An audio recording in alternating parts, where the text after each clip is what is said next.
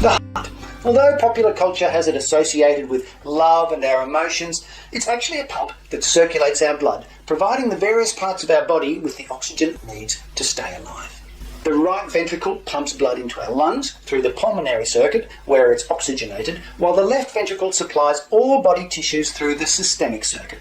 Despite the chambers of the heart being filled with blood, the walls of the heart, or myocardium, are too thick for diffusion to provide adequate nutrients. Remember that your heart is beating around 100,000 times a day, so it's essential the heart has a good supply of oxygenated blood to keep our cardiac muscle cells alive.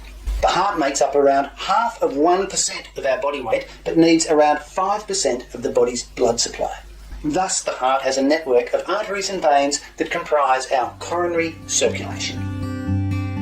Arising from the aortic root are the right and left coronary arteries. These arteries then divide into a number of branches. It's worth noting that several coronary arteries have more than one name. For example, from the right coronary artery arises the right marginal artery, also known as the acute marginal artery. Also branching from the right coronary artery is the posterior descending artery, known also as the posterior interventricular artery because it runs along the interventricular septum.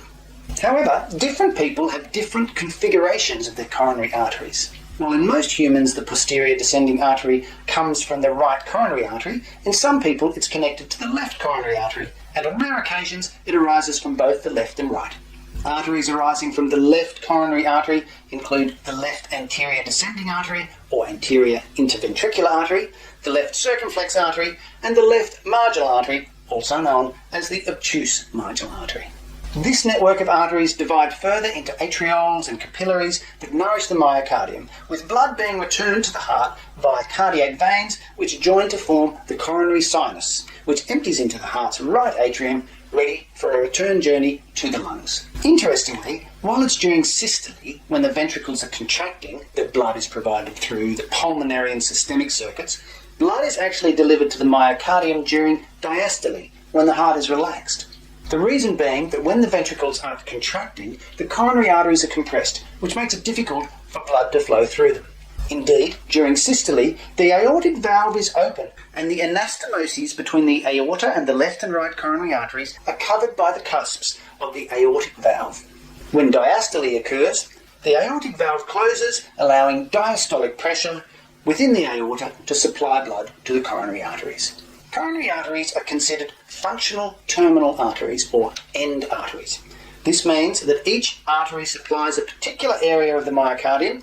There's very little anastomosis or overlap between the various arteries and the tissue they supply. One consequence of them being end arteries is that if an occlusion or blockage occurs in a coronary artery, the impacted tissue does not have an alternative source of blood supply and can become ischemic.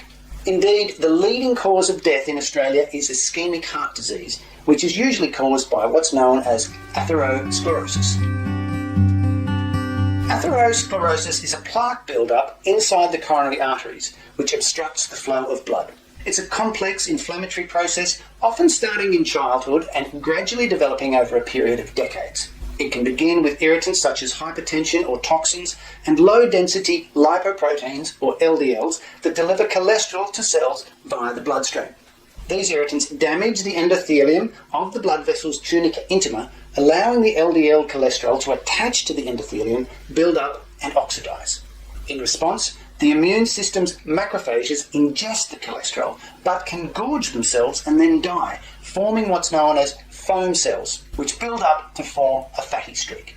What's more, smooth muscle cells deposit calcium into the plaque, which has the effect of hardening it, hence the name atherosclerosis, which means hardening of the arteries.